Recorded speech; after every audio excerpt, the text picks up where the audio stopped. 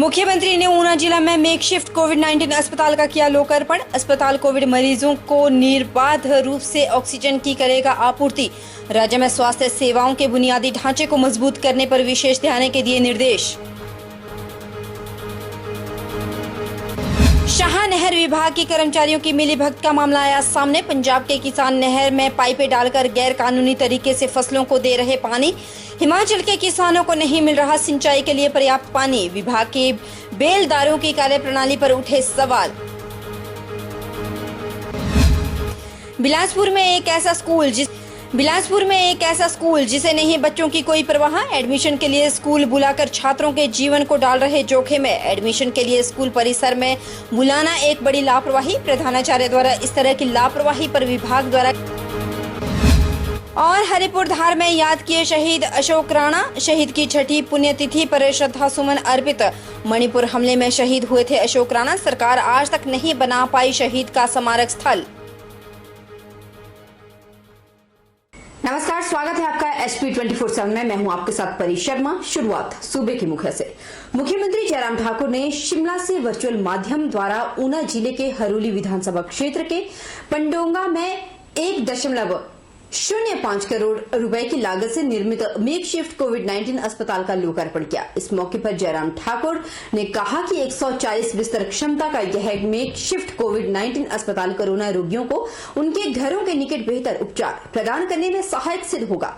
उन्होंने कहा कि इस अस्पताल का निर्माण 1 महीने के रिकॉर्ड समय में पूर्ण किया गया है। यह अस्पताल कोविड मरीजों को निर्बाध रूप से ऑक्सीजन की आपूर्ति करेगा। मुख्यमंत्री जयराम ठाकुर ने कहा कि प्रदेश सरकार ने राज्य में स्वास्थ्य सेवाओं के बुनियादी ढांचे को मजबूत करने पर विशेष ध्यान दिया है। उन्होंने कहा कि राज्य सरकार ने ऑक्सीजन की भंडारण क्षमता में 26 मीट्रिक टन से अधिक की वृद्धि की है और 8 PSA ऑक्सीजन संयंत्रों को कार्यशील किया है। उन्होंने कहा कि इसके अलावा प्रदेश के विभिन्न हिस्सों में 12 नए PSA ऑक्सीजन संयंत्र स्थापित किए जा रहे हैं। उन्होंने कहा कि CSR के तहत लाल बहादुर शास्त्री राजकीय चिकित्सा महाविद्यालय निरचौक मंडी, पंडित जवाहरलाल नेहरू राजकीय चिकित्सा महाविद्यालय चंबा और डॉक्टर राजेंद्र प्रसाद राजकीय चिकित्सा महाविद्यालय टांडा में भी 3 ऑक्सीजन संयंत्र स्थापित किए जा रहे हैं। जयराम ठाकुर ने कहा कि नेस्ले इंडिया लिमिटेड के द्वारा नागरिक अस्पताल पलकवाहा में 500 LPM क्षमता का एक अन्य PSA ऑक्सीजन प्लांट स्थापित किया जा रहा है। उन्होंने कहा कि पूर्व में प्रदेश का एकमात्र ऑक्सीजन संयंत्र IGMC शिमला में था, जबकि आज राज्य में चिकित्सा ऑक्सीजन आपूर्ति में लगभग आत्मनिर्भर है। उन्होंने बिलासपुर जिले के घुमारवी और हमीरपुर में 140 PSA क्षमता वाले 2 PSA संयंत्र उपलब्ध करवाने के लिए केंद्रीय एवं कॉर्पोरेट मामले राज्य मंत्री अनुराग ठाकुर का आभार व्यक्त किया। कोविड के खिलाफ इस लड़ाई में हम लगातार अपनी क्षमता को प्रदेश के अंदर बढ़ाने की कोशिश कर रहे हैं और उसमें आज एक और मील का पत्थर जिसको मैं कह सकता हूं कि ऊना जिला में आज मेकशिफ्ट के अंतर्गत जो पंडोगा में 90 बिस्तरों का एक व्यवस्था जो है हमने आज शुरू की है, उसके लिए मैं आप सबको बहुत बहुत बधाई देता हूं। जहां तक सरकार की ओर से जो मदद की जा सकती थी कोविड के संकट से प्रदेश को बाहर निकालने के लिए, कोविड के संकट में प्रदेश में उन लोगों को मदद करने के लिए जो लोग मदद के लिए जो है वो बहुत ऐसी परिस्थिति में थे, जैसे हालात में थे, जिनकी मदद करना लाजमी था, आवश्यक था, उनकी मदद करने के लिए हमने कोशिश की है।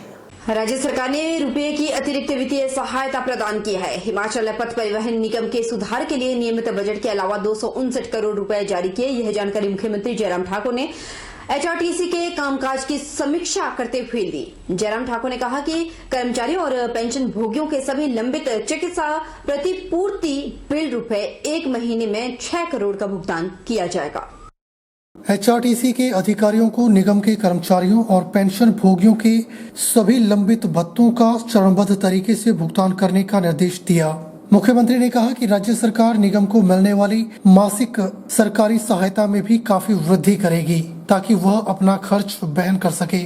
उन्होंने कहा कि निगम को आत्मनिर्भर बनाने के लिए राज्य सरकार हर संभव सहायता प्रदान कर रही है। HRTC में एकीकृत सार्वजनिक परिवहन प्रबंधन प्रणाली GPS की मदद से कैशलेस लेन देन, बस समय सारणी का ऑनलाइन प्रदर्शन और वाहन का सटीक स्थान बनाकर यात्रियों को आरामदायक यात्रा सुनिश्चित करने के लिए। लेकिन HRTC हमारी जीवन रेखा है एक तरह की हिमाचल प्रदेश में, और जहां ग्रामीण क्षेत्रों में ट्रांसपोर्टेशन जितनी भी होती है वो HRTC के माध्यम से होती है। बहुत महत्वपूर्ण भूमिका है और मुझे इस बात को लेकर के भी संतोष है कि 2020-21 में हमने कोविड का असर जो HRTC पर पड़ा था तो उसके लिए उसको ध्यान में रखते हुए हमने एडिशनल सपोर्ट जो है वो पिछली बार 259 करोड़ रुपए की दी थी। और हमें मालूम है कि इसके बिना जो है वो संभव नहीं है। दुर्गम क्षेत्र और कनेक्टिविटी हिमाचल प्रदेश में एकमात्र जरिया है वो हमारी HRTC की बसें हैं और प्राइवेट बस ऑपरेटर जो भी। मुख्यमंत्री ने कहा कि मौजूदा पुरानी बसों को बदलने के लिए 200 नई बसें भी खरीदी जाएंगी। उन्होंने कहा कि राज्य में बस स्टैंडों और कार्यशालाओं के सुधार और उन्नयन के लिए HRTC को 10.50 करोड़ रुपए प्रदान किए गए हैं। उन्होंने कहा कि स्मार्ट सिटी योजना के तहत शिमला में धर्मशाला, ठल्ली और लक्कड़ बाजार बस स्टैंड पर क्षेत्रीय कार्यशालाएं विकसित की जाएंगी। HRTC के संबंध में मुख्यमंत्री की घोषणाओं की समीक्षा करते हुए उन्होंने अधिकारियों को उनकी घोषणाओं और उनके द्वारा रखी गई आधारशिलाओं का समयबद्ध कार्यान्वयन सुनिश्चित करने के लिए निर्देश दिए। एक तो उनके जो पेंडिंग अलाउंसेस है उसके बारे में हमने ये तय किया कि अब धीरे धीरे उसमें फेज्ड मैनर में जो है उनको हमने उसमें बोला है कि उसमें आप प्रायोरिटी जो है वो तय करें, क्योंकि वैसे अमाउंट के हिसाब से अगर देखें तो वो बड़ा अमाउंट बन रहा है। तो ऐसे में फेज्ड मैनर में उसमें जो है अलाउंसेस जो पेंडिंग है उनको हम देने का प्लान करेंगे। दूसरे जो एक इमीडिएट जो लग रहा है हमको, जो मेडिकल रिम्बर्समेंट जो पेंडिंग है उनकी लगभग 6 करोड़ से ऊपर का अमाउंट है वो एम्प्लॉयज एंड पेंशन बोथ दोनों का। तो उसको हम इसी महीने जो उसको क्लियर कर देंगे। CM अनाउंसमेंट्स जो हिमाचल प्रदेश में जो HRTC की जो पेंडिंग है उनको मॉनिटर किया। कुछ जगह काम चल रहा है, उनको कहा बिना तेज गति से उसको पूरा करिए ताकि हम एक टाइम बाउंड शेड्यूल के साथ उनको पूरा करके उनको लोगों को समर्पित कर सकें। वहीं मुख्यमंत्री जयराम ठाकुर ने कहा कि आज यहाँ Himachal Pradesh police orchestra harmony of the pines द्वारा बनाया गया आधिकारिक वीडियो कोविड मंत्र जारी किया गया। मुख्यमंत्री ने प्रदेश पुलिस के प्रयासों की सराहना करते हुए कहा कि यह म्यूजिकल वीडियो कोविड-19 मरीजों को शीघ्र स्वस्थ होने में सहायक सिद्ध होगा और प्रदेशवासियों को कोविड-19 उपयुक्त व्यवहार अपनाने के लिए प्रेरित करेगा।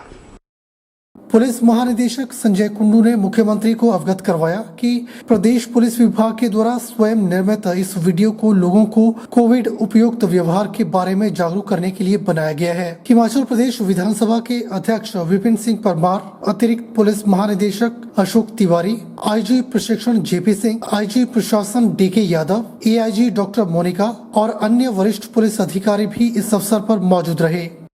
स्वारघाट में जिला प्रशासन द्वारा तय समय अवधि के भीतर ही शराब सेल्समैनों द्वारा बोतल पर मनमर्जी के पैसे वसूल कर लोगों को सरेआम लूटा जा रहा है। स्वारघाट में सेल्समैनों द्वारा की जा रही इस ठगी को लेकर लोगों का एक प्रतिनिधिमंडल स्थानीय पंचायत प्रधान बालकृष्ण ठाकुर की अगुवाई में SDM स्वारघाट सुभाष गौतम से मिला।